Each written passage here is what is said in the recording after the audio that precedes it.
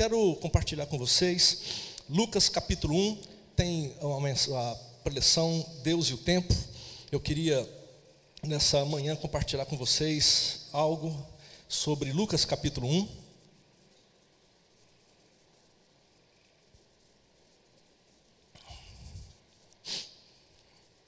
Nós temos uma grande dificuldade com o tempo. Eu não sei se você lida com dificuldades com o tempo. Eu tenho enormes dificuldades com o tempo. Parece que a gente está cercado de relógio o tempo todo. Já percebeu? Você acorda pela manhã com o despertador, via de regra, né? Depois você toma o café correndo, porque o relógio está dizendo, corra, você está atrasado. Aí você toma o café e tem um relógio de pulso para te dizer. Tem o relógio do micro-ondas, tem o relógio do fogão, estão inventando fogão com relógio agora, tem o relógio do fogão. Esses dias eu encontrei uma irmã, irmã, tudo bem? Na hora que ela estendeu a mão para me cumprimentar, eu percebi que o anel dela era um relógio. Eu falei, meu Deus. Aí você entra no carro, tem o relógio do painel do carro. Quando você entra no trabalho, tem um relógio de ponto para alguns, para outros tem um relógio na entrada, na recepção. Só sei que você está cercado de relógio o tempo todo. É relógio tudo quanto é lado, na televisão, no micro-ondas, no aparelho de som, no aparelho de, não sei mais o que, antigamente tinha DVD, parece que estava caindo de desuso, o que mais? Internet, celular, né? E todos gritam em uníssono, corra, você está atrasado. E você, isso é assim com você? Comigo é assim. E você tem que correr. Conseguiu achar aí a projeção da preleção? Ela está aí no pendrive. Aí, pode passar mais uma, por favor. Então ele está correndo, pode passar mais uma. Olha o que ele diz, corra, você está atrasado. E a gente então vive debaixo dessa agonia, parece que a gente está atrasado o tempo todo. Tudo parece que está conspirando, né? E a nossa fé, se a gente acha que ela não tem nada a ver com isso, eu quero dizer que a nossa fé, ela é vivenciada dentro desse conflito. Nós vivenciamos a nossa fé dentro desse conflito da correria e do tempo. Por isso eu quero trazer para você Lucas capítulo 1, porque Lucas capítulo 1 nos apresenta dois casais que revelam esse mesmo dilema na sua relação com Deus. O primeiro casal está aí. Quem é? Zacarias e Isabel. Vamos ler esse texto, Lucas capítulo 1, versos 5 a 7. Eu vou ler rapidamente aqui, por conta do nosso tempo. Corra, estamos atrasados, né? No tempo de Herodes, rei da Judéia, havia um sacerdote chamado Zacarias, que pertencia ao grupo sacerdotal de Abias. Isabel, sua mulher, também era descendente de Arão. Ambos eram justos aos olhos de Deus, obedecendo de modo irrepreensível a todos os mandamentos e preceitos do Senhor. Mas eles não tinham filhos, porque Isabel era, e ambos eram de idade avançada. Bem, nós percebemos aqui então o primeiro casal que eu queria trazer para a gente nessa manhã. Zacarias, o sacerdote, a Bíblia fala que ele era do grupo sacerdotal de Abias. O que significa isso? É um detalhe que às vezes nos passa despercebido. Haviam 24 turnos sacerdotais que se revezavam no serviço do templo. Isso significa que um determinado grupo servia às vezes, no máximo, 2 vezes ao ano. Então eles ficavam lá durante uma semana inteira servindo ao Senhor lá no templo. Zacarias fazia parte do 8º turno dos 24 turnos, e esse turno era chamado de grupo sacerdotal de Abias. E ele se casa com uma moça, com uma mulher chamada Isabel. Isabel, ela é descendente de Arão. Isso significa que ela também era da linhagem sacerdotal. Não havia nada nas escrituras que diziam que o sacerdote tinha que casar com moça, filha de sacerdote. Mas você sabe como é que é a vida, né? Um olha para o outro olha para um, aí quando você vê, pá, né? E aí vai um pai de um conversa com o pai da outra, porque tinha todas essas exigências da época, exigências culturais.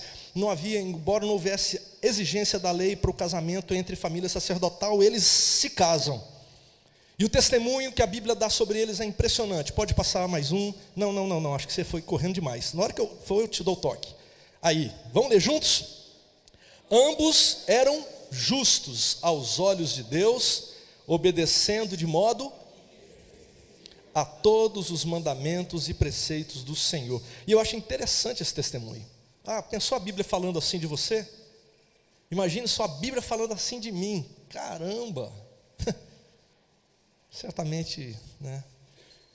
É a grande misericórdia de Deus, mas, né, a gente tem que ajudar também, né, os anjos.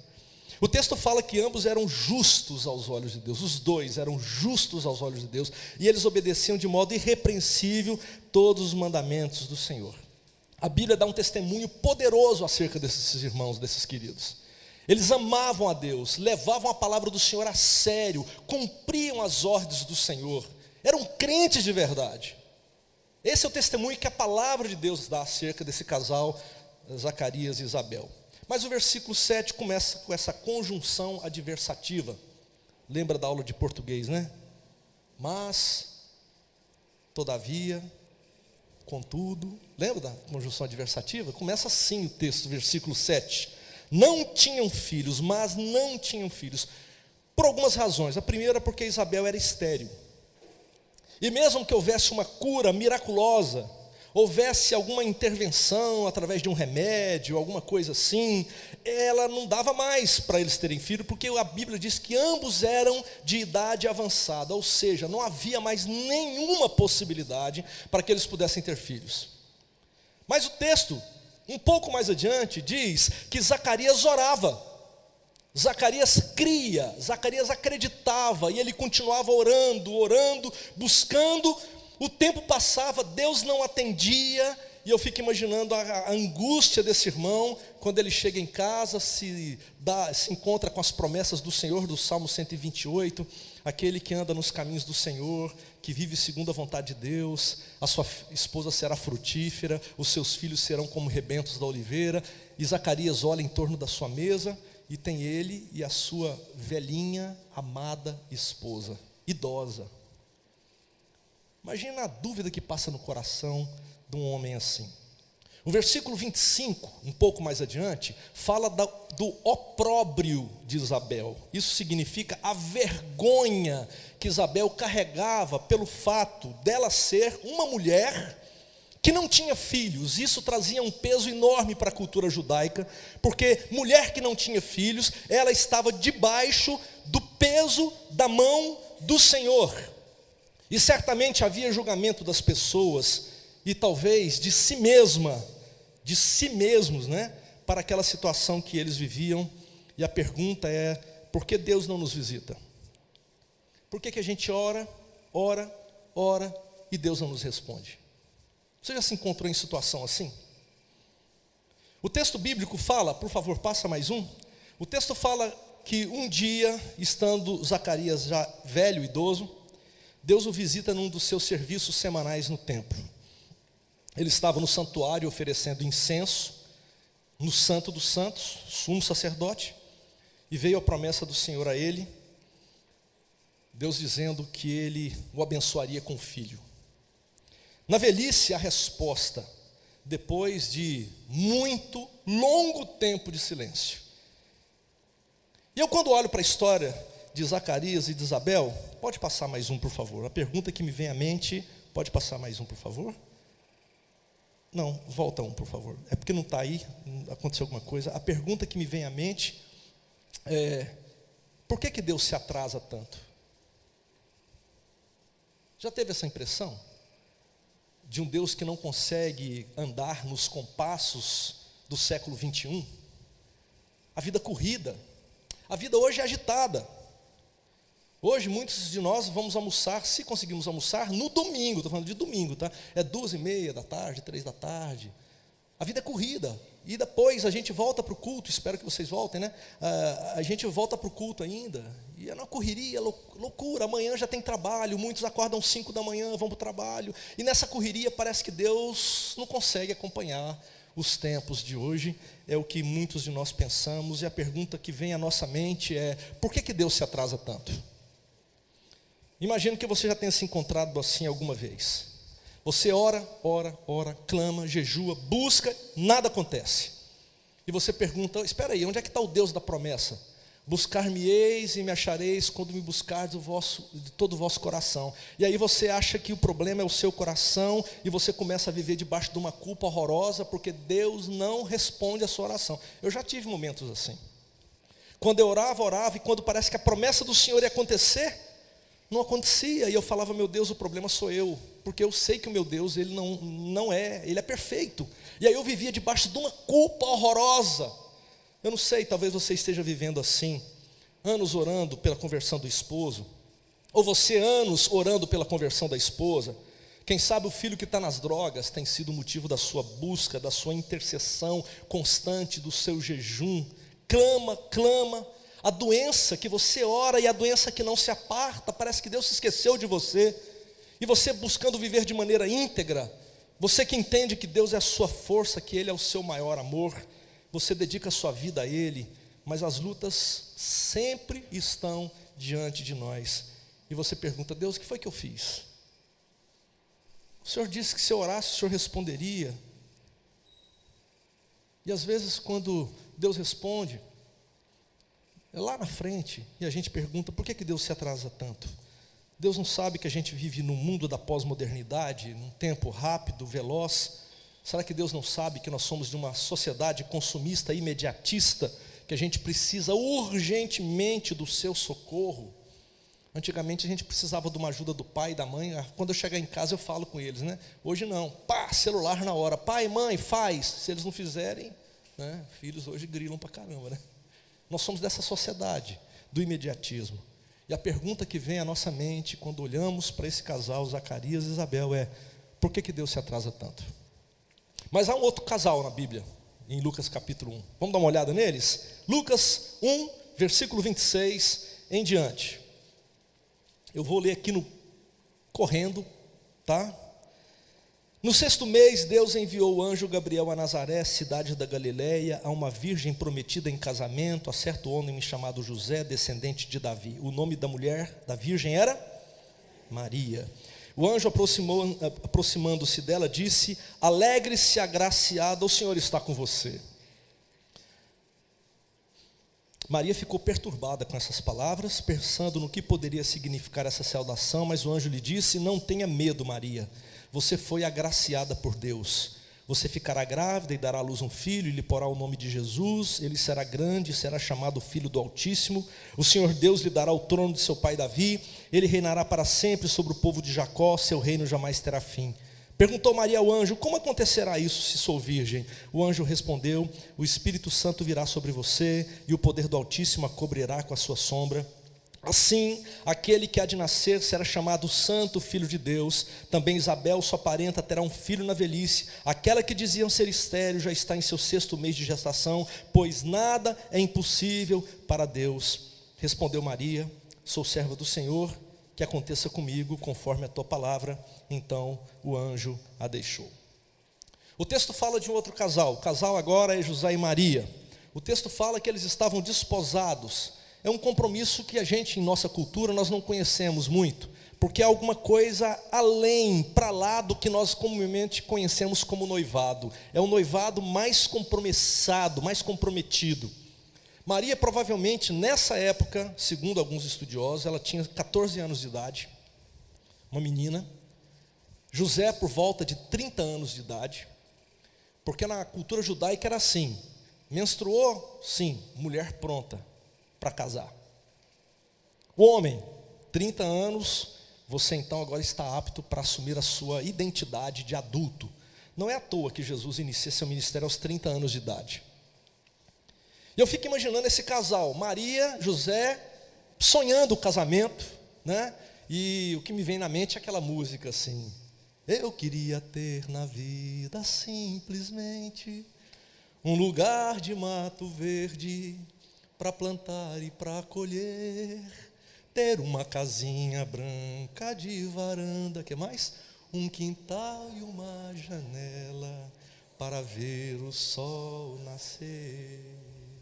E José lá, carpinteiro, preparando a mesa da casa dele e sonhando com a casinha de mato verde, ele e a sua esposa Maria, numa casinha com janelas todas feitas daquelas, sabe aquelas cortininhas de crochê que a Maria fez ali, né? Que ela preparou o enxoval com tanto carinho, e de repente estão sonhando, se preparando. Gente, essa é uma fase maravilhosa. Está se preparando para o casamento está chegando, o coração pulsa mais forte. Será que eu vou conseguir? Ai meu Deus, me ajuda, Senhor, juntando dinheirinho para fazer os móveis. Eu lembro que eu juntei muito dinheiro para comprar os móveis lá de casa. Eu era missionário na época. Os móveis lá de casa era tudo de cana da Índia. cama. E era aquela cama da Índia, bem assim, mais ou menos, né? Mas eu olhava para aquilo e falava, que maravilha. Estou construindo a minha casa, e a Cláudia, minha esposa, preparando todo o enxoval. Só que de repente Deus age no meio de tudo isso. E Maria se vê grávida dos sonhos de Deus. Engravidar-se dos sonhos de Deus não é algo tão simples, poético, como nós muitas vezes encenamos no Natal. Engravidar-se dos sonhos de Deus é algo completamente arriscado, extremamente complexo, porque quando a gente passa não os nossos sonhos, mas sonhar os sonhos de Deus, a gente corre o risco de ver a nossa vida de perna para o ar. E é exatamente isso que acontece. Quando a gente sonha os sonhos de Deus, o Senhor nos desestabiliza e a gente não passa a viver mais dos nossos seguranças e certezas, mas a gente passa a viver agora dos sonhos da confiança total e restrita no Senhor. Não é fácil não. E aí eu fico vendo Maria, no primeiro dia, depois do encontro com o anjo, quando agora ela precisa encontrar com seu noivo. E chega José em casa. Maria, que maravilha, você precisa ver, minha querida, como é que a mesa está ficando linda. A mesa da cozinha está quase pronta, estou trabalhando ali, estou fazendo a melhor mesa que você já viu. E Maria, José, eu preciso contar um negócio para você. Não, Maria, mas deixa eu só terminar aqui os detalhes da mesa. Então, não, José, é alguma coisa muito séria, José. Aí José fala, o que é, Maria? Pode contar. Posso contar? Pode. Estou grávida. Imagine o chão de José se abrindo. Imagine a angústia de José. Ele que busca preservar, como a palavra de Deus orienta, viver de maneira separada para o casamento com sua esposa. E de repente a esposa aparece grávida. E não é grávida dele, porque eles não tiveram relação. Porque José preserva Maria. Porque ele entende que é assim que Deus estava orientando. Virgem, ela era virgem. Mas de repente ela está grávida. E José entra num parafuso louco. É bem diferente das nossas peças infantis de Natal, não é não? José volta para casa maluco.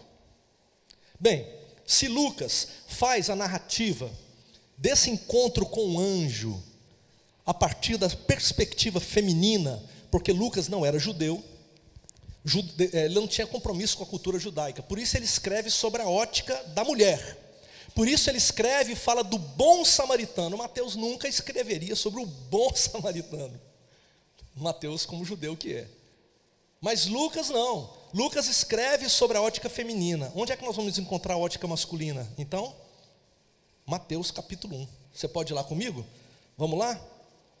Vamos ver o que passa na cabeça de José depois desse papo. Foi assim o nascimento de Jesus, versículo 18. Maria, sua mãe, estava prometida em casamento a José, mas antes que se unissem, achou-se grávida pelo Espírito Santo.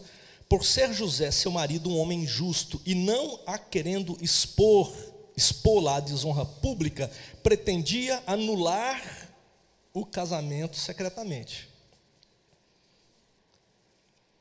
Mas, depois de ter pensado nisso, apareceu-lhe um anjo do Senhor em sonho e lhe disse: José, filho de Davi, não tema receber Maria como sua esposa, pois o que nela foi gerado procede do Espírito Santo. Ela dará à luz um filho e você deverá dar-lhe o nome de Jesus, porque ele salvará o seu povo dos seus pecados. Tudo isso aconteceu para que se cumprisse o que o Senhor dissera pelo profeta: a virgem ficará grávida, dará à luz um filho e lhe chamarão Emanuel, que significa Deus conosco. Ao acordar, José fez o que o anjo do Senhor lhe tinha ordenado e recebeu Maria como sua esposa, mas não teve relações com ela enquanto ela não deu à luz um filho, e ele lhe pôs o nome de Jesus. O texto bíblico mostra para a gente que José queria sair fora dessa relação. Ele falou: peraí, grávida de um filho que não é meu? Não, estou fora. Mas por amor a Maria e porque não queria desonrá-la publicamente, ele falou: saio fora em silêncio, caladinho, ninguém fica nem sabendo. Porque se a turma fica sabendo, se ele expõe Maria à vergonha pública, ela seria apedrejada segundo a lei de Moisés. Maria seria morta a pedras. Então, imagine só o risco de se sonhar os sonhos de Deus. Às vezes a gente passa por umas loucuras assim, mas o Senhor está à frente de tudo. Descansa nele e vai, segundo a orientação dele. E aí então nós vemos que José vai para o seu quarto, pensa como é que eu vou sair fora desse esquema tático aí, como é que é o negócio, para onde que eu vou, para onde que eu fujo, como é que eu faço, parará, cai num profundo sono, o anjo visita e fala, é de Deus, toma essa mulher, porque é de Deus, o que ela te falou não é papo furado, é verdade. José então se levanta, toma Maria como sua esposa, conforme diz o texto bíblico, não tem relações com ela até que o menino nasce. Então a gente percebe aqui que surge uma outra pergunta. Já deu para entender qual que é a outra pergunta? Por que Deus se adianta tanto? Por que não dava para ser depois? Não poderia ser depois do casamento? Deus falava para José, José, segura a onda, compadre. Mas nada de relação, vocês vão se casar e ela será engravidada, mas é do Espírito Santo. Lucas capítulo 2, versículo 5, nos mostra uma situação extremamente embaraçosa, isso na NVI, que a gente consegue perceber. Olha só como é que você explica um negócio desse. Ele foi a fim de alistar-se com Maria, que lhe estava prometida em casamento e esperava um filho. Complicado. Quando Deus entra e quando Deus age da forma como agiu, ou seja, quando o Senhor opera da maneira como operou, isso aqui não é nenhuma licenciosidade, uma licença para que a gente agora viva de maneira irresponsável a nossa sexualidade. Eu sou caretésimo, eu ensino para os meus filhos, ensinei e ensino ainda para o César, o único que não casou, filho, transa depois que casar. Eu sou assim, porque eu entendo que é assim que a Bíblia diz. Então aqui não é uma licença, não, pelo contrário, Deus interferiu, Deus agiu, ela estava grávida, virgem, e José agora sustenta aquele menino, aquela mulher, mesmo não sendo dele, por amor ao Senhor e cumprindo a vontade de Deus. Situação embaraçosa. Por que às vezes nós somos surpreendidos com notícias antes da hora? Falecimento do cônjuge. E a gente parece que o chão se abre. E a gente pergunta, Senhor, por que antes da hora? Desemprego. Quando você está prestes a assumir compromissos sérios, um casal de Brasília, tempos atrás, ia casar, e aí na semana do casamento ele foi mandado embora do serviço. O desespero desse casal. Por que Deus faz isso com a gente? Por que Deus às vezes age antes da hora?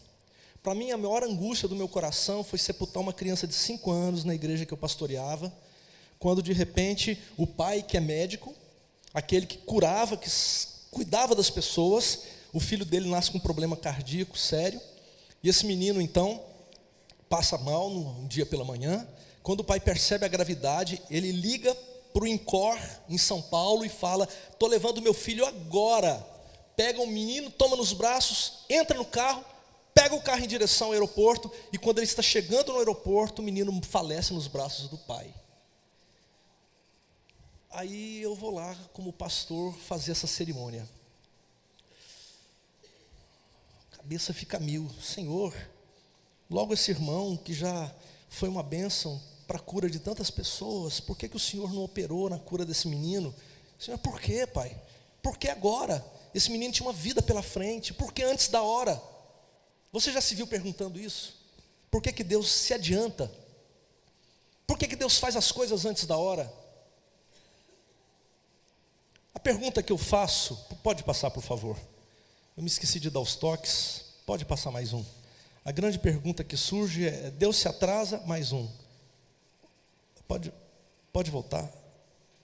Ou Deus se adianta? Acho que desapareceu a outra lá. Deus ora atrasa, Deus ora adianta, se adianta. Deus se atrasa ou Deus se adianta? Você já se sentiu nessas perguntas? Mas eu quero relembrar alguma coisa para você. Agora sim, por favor, passe uma imagem, mais outra. Nós vemos aí essa figura, pintor medieval. Quem que nós vemos ali na imagem, gente? A de branco, quem seria? Carregando no seu ventre uma criança, que é? Aquela outra, de veste negra, carregando no seu ventre, João Batista. Então nós vemos Maria e Jesus, Isabel e João Batista. Nós vemos essas duas mulheres se encontrando, essa imagem dizendo que embora uma fosse nova, 15 anos de idade, a outra já fosse uma senhora, elas se encontram grávidas. Zacarias e Isabel, José e Maria tiveram filhos na mesma época, um foi João Batista, outro Jesus Cristo. Mateus capítulo 3, se você puder abrir o texto novamente comigo, eu gostaria de ler, já estou caminhando para o encerramento da nossa reflexão dessa manhã. Mateus capítulo 3, versos 1 a 3. Naqueles dias surgiu João Batista pregando no deserto da Judéia. Ele dizia: arrependam-se, pois o reino dos céus está próximo. Este é aquele que foi anunciado pelo profeta Isaías. Vós do que clama no deserto, prepare o caminho para o Senhor, façam veredas retas para ele. Versículo 11. Eu os batizo com água para arrependimento, mas depois de mim vem alguém mais poderoso do que eu, tanto que não sou digno nem de levar as suas sandálias. Ele os batizará com o Espírito Santo e com fogo. Versículo 13. Então Jesus veio da Galileia ao Jordão para ser batizado por João. João, porém, tentou impedi-lo, dizendo: eu preciso ser batizado por ti, e tu vens a mim? Respondeu Jesus: deixa assim por enquanto, convém que assim façamos, para cumprir toda a justiça. E João concordou. Mateus capítulo 11, pode passar mais uma, por favor? Mateus capítulo 11, versículo 10, nós encontramos esse versículo. Podemos ler juntos, ele está aqui projetado.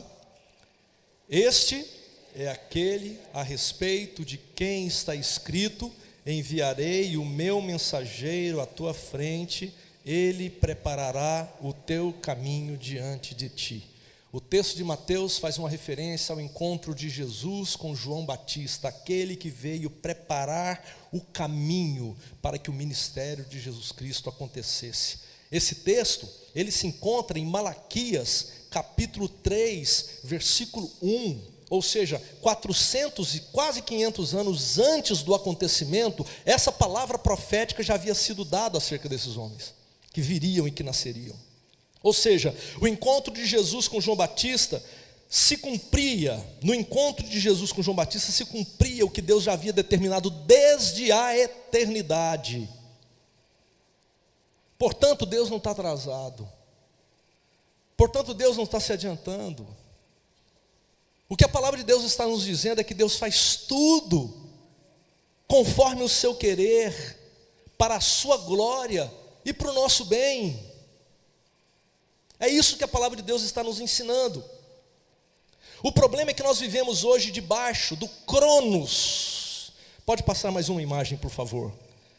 Essa é uma imagem do Cronos. Lá na mitologia grega, Cronos era uma divindade que devorava seus filhos e seguidores. Como os filhos de Cronos poderiam ser deuses, então Cronos, na sua insegurança de possibilidade de perder a sua divindade, o que ele faz? Ele devora os seus filhos. Essa imagem forte é a imagem de Cronos devorando um de seus filhos. Cronos, o Deus do tempo, nos devora se nós nos submetemos a ele. No entanto, a palavra do Senhor nos fala pode passar, por favor, nos fala do Kairós de Deus. O Kairós de Deus é o tempo de Deus, é o tempo do cumprimento do querer de Deus. Deus faz tudo de maneira perfeita para a sua glória e para o nosso bem. Salmo 90, cantamos hoje pela manhã, vamos ler juntos um texto, uma parte dele, por favor, vamos ler. Senhor, Tu és o nosso refúgio sempre, de geração em geração, antes que nascerem os montes e de criares a terra e o mundo, de eternidade em eternidade, tu és Deus. Ensina-nos a contar os nossos dias, para que o nosso coração alcance sabedoria. Sejam manifestos os teus feitos aos teus servos e aos filhos deles o teu esplendor. Quero encerrar minha palavra nessa manhã, trazendo palavra para o seu coração. Deus não se esqueceu de você. O Deus a quem você serve não é um Deus sarcástico que gosta de ver seu sofrimento, que antecipa as coisas porque gosta de ver você sofrendo. O Deus da Bíblia não é o Deus que se esquece dos seus filhos, mas é o Deus que tem os seus olhos atentos ao seu povo, povo que o ama e que vive para a sua glória e para a sua honra. Você talvez esteja aqui nessa manhã dominada por um sentimento de amargura, como se Deus tivesse esquecido de você. Deus não se esqueceu de você. Ele vai cumprir tudo no tempo devido para a sua glória e para o seu bem. E se você acha que Deus armou uma presepada para você, e que está tirando de você as coisas que você mais gosta, que Deus está armando uma cilada para você, não é isso. Um pouquinho mais e você vai entender todas as coisas, porque o Deus da Bíblia é o Deus do tempo, é o Deus que faz todas as coisas conforme a sua vontade, para a sua glória e para o nosso bem. Se você está com peso no seu coração, porque você está com medo de Deus, se você está com peso no seu coração, porque acha que Deus armou uma presepada para você, eu quero que você, em nome do Senhor Jesus, saia daqui com outra compreensão, que o Espírito Santo traga paz ao seu coração e te revele o grande amor de Deus nessa manhã. Vamos ficar em pé. E eu vou orar encerrando a minha parte. Passarei a palavra para o pastor JR, mas eu quero nesse momento orar com aquelas pessoas que nessa manhã querem colocar diante do Senhor a sua vida, dizendo: Pai, traz paz para o meu coração, dá-me a entender a profundeza da Tua palavra. Eu não quero viver mais com medo do Senhor. Eu não quero viver mais com receio do que o Senhor possa fazer comigo. Eu não quero mais viver debaixo de um peso de uma amargura por algo acontecido no passado, mas eu quero confiar no Senhor. Quero descansar em Teus braços. Me ajuda nessa manhã a fazer isso. Você quer orar comigo? Vem aqui para frente, se é o seu caso. Vem aqui que nós vamos orar a Deus. Nós vamos pedir para que o Senhor traga uma palavra de libertação, que o Espírito dele ministre a sua graça, que o poder do Senhor venha sobre nós e que desmanche todo o mal que tem ocupado o nosso coração, todo medo, todo entendimento equivocado acerca de Deus e do seu amor. Pode chegar mais perto aqui, gente. O pastor é feio, mas não morde, não. Se morder também está vacinado, fica tranquilo. Mas eu quero orar com você que nessa manhã quer trazer o seu problema, a sua questão diante do Senhor. Se você tem dificuldade com o tempo, e você acha que Deus também tem dificuldade com o tempo, não. Ele faz tudo para o seu bem, para o nosso bem e para a sua glória. E eu vou pedir para o pastor JR fazer essa oração pelas ovelhas, que ele conhece muito bem a história de todas elas. E nós vamos clamar ao Senhor nesse momento. Senhor Deus, é verdade, há tanta dificuldade em nós para lidar com o tempo, para aprender a esperar, para descobrir que o Senhor é quem tem o controle, que o Senhor é soberano. E hoje o Senhor mais uma vez disse para nós tudo acontecerá no seu devido tempo. Começamos falando sobre descansar. E a partir dessa palavra tão clara para o nosso coração, o Senhor não se atrasa, as coisas não acontecem de maneira adiantada. Queremos sincronizar agora o nosso coração com o do Senhor e dizer com toda a clareza: Pai, Paizinho querido e amado, nós esperamos no Senhor. Não queremos nos precipitar, também não vamos procrastinar. Queremos estar alertas para que no momento que o Senhor disser agora, nós venhamos a fazer aquilo que precisa ser feito. E aquilo que a gente espera que venha acontecer, não permita que venhamos a nos confundir, achando que é isso, aquilo, porque aquilo que o Senhor faz fica tão claro, tão nítido, que não há como confundir, porque como ovelhas, nós conhecemos a voz do Senhor e queremos viver em obediência.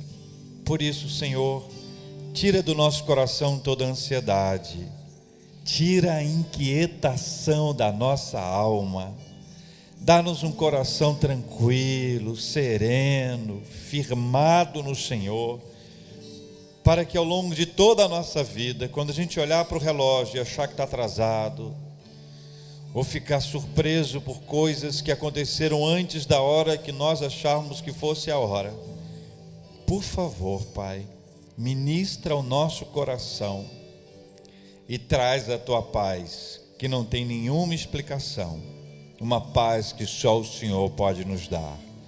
E assim, Pai, aprendendo a lidar todos os dias, a caminhar com o Senhor, a ouvir a Sua voz, venhamos a desfrutar de um tempo maravilhoso, porque tudo que tiver que acontecer, acontecerá. Virá a paz para lidar com aquilo que acontece fora de hora, virá a paz para nos ajudar a esperar. Sempre há paz, e onde há paz, há a presença do Senhor.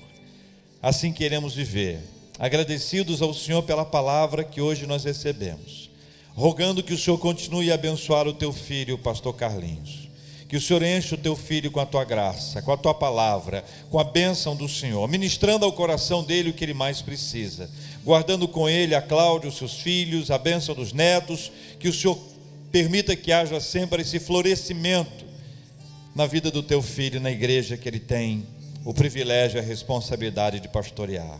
Assim nós te agradecemos, Paizinho, em nome de Jesus. Amém e amém.